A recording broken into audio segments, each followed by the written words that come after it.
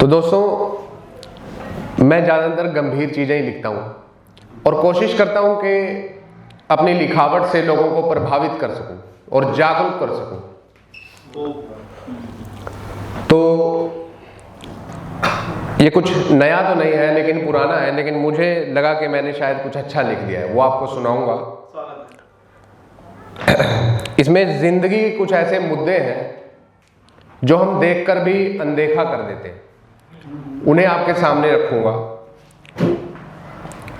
कि हमारा जो समाज है ना, जब कोई समाज की हानि हो रही होती है, हम अपनी आंखें बंद कर लेते हैं। बजाय कि किसी की मदद करने के हम समझते हैं कि हम अपनी आंखें बंद कर लें, ज़्यादा बढ़िया है।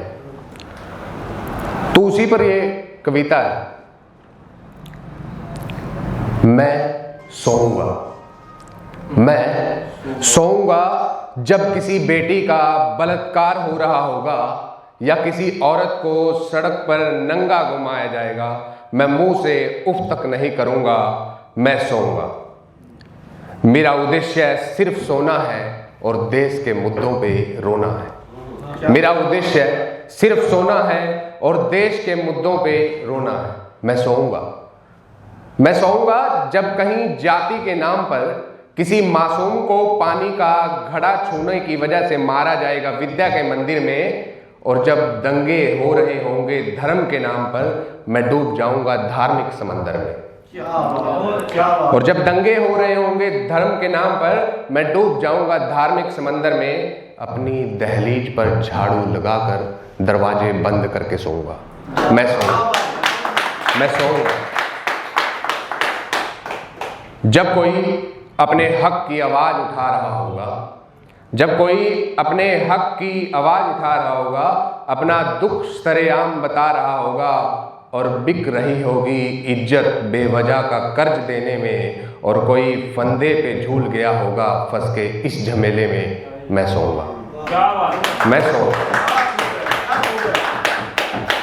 सोऊंगा जब कोई अनाथ जूझ रहा होगा 2 वक्त की रोटी को। मैं सोऊंगा जब कोई अनाथ जूझ रहा होगा 2 वक्त की रोटी को, और कोई सुन रहा होगा छोटा होने की खरी खोटी को।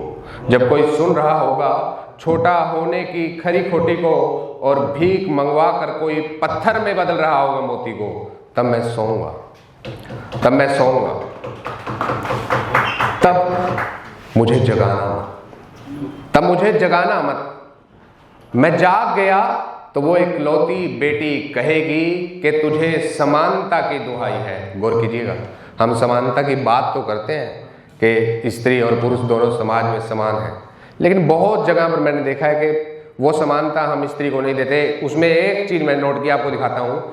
तब मुझे जगाना मत, मैं जाग गया तो वो इकलौती बेटी कहेगी कि तुझे समानता की दुहाई है, और मेरे होते शमशान में मेरी पिता की चिता को आग किसने लगाई है। मेरे होते शमशान में मेरी पिता की चिता को आग किसने लगाई है। शुक्रिया, बहुत बहुत शुक्रिया। और अगर कोई बात मेरी समानता से संबंधित है, अगर कोई बात मेरी समानता से संबंधित है, तो वो कौन है जिसने लिख दिया शमशान में महिलाओं का आना प्रतिबंधित है। तो कौन है जिसने लिख दिया शमशान में महिलाओं का आना प्रतिबंधित है। एक आखिरी तुकबंदी है कि अगर मैं जाग गया तो उजागर नया सवेरा होगा, और फिर किसी ने शीशे पे भगत सिंह उकेरा होगा, और फिर किसी ने शीशे पे भगत सिंह उकेरा होगा। और जकड़े हाथ जो मोबाइलों ने वो फिर आज़ाद हो जाएंगे, फिर अपने शब्दों से तुझको इंकलाब दिखलाएंगे,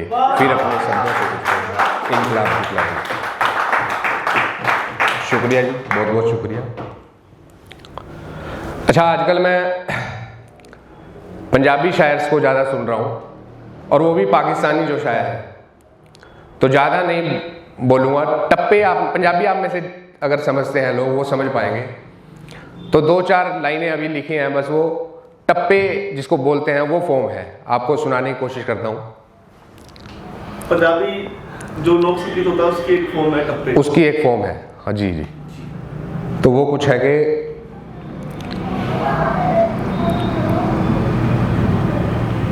जब हम कभी डॉक्टर के पास जाते हैं ना, और वो कई बार डॉक्टर जो हमारा फैमिली डॉक्टर होता है वो अपने क्लिनिक पे ना होके अपने घर पे होता है, तो जो छोटा बच्चा है वो देखिए क्या कह रहा है,